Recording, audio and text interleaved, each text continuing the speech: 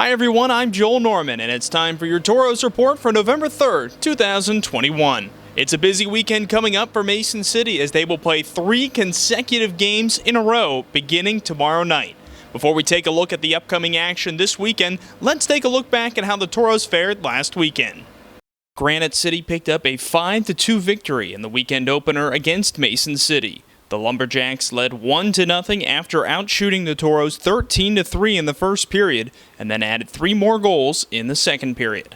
Cal Levis scored a power play goal in the third to pick up his 10th goal of the season to tie Jack Campion for the Toros team lead.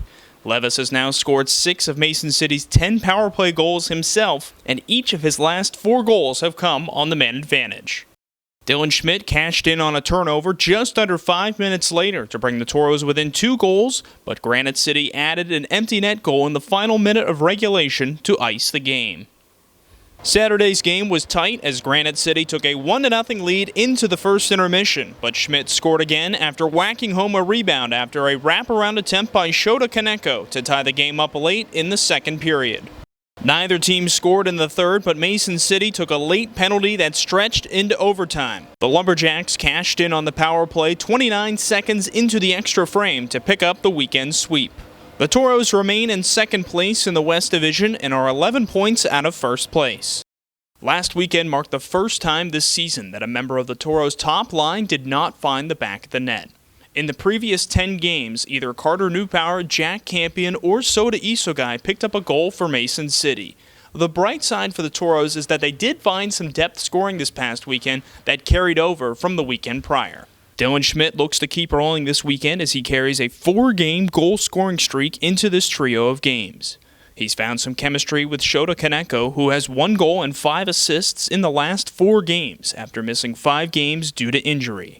Depth scoring is going to be important if the Toros are to continue their undefeated record against the Willmar Warhawks. Mason City won both games against Willmar back on October 15th and 6th. It was a big weekend for Carter Newpower as he scored 4 goals and added 2 assists to earn the NA3HL's West Division Star of the Week.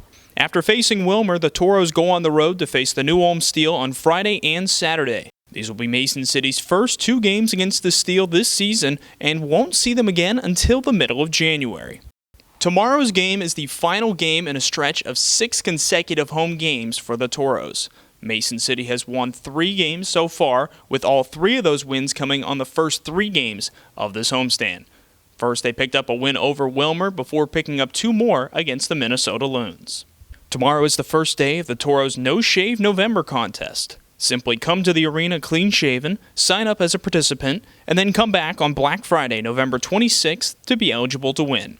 If you have the longest beard from the chin down, then you win a suite at a future Toros game. It's a busy weekend for the Toros, and it all gets started tomorrow night. We hope to see you here at the arena, but if you can't make it, make sure to catch the action on Hockey TV. Thanks for tuning in for this week's Toros Report. I'm Joel Norman.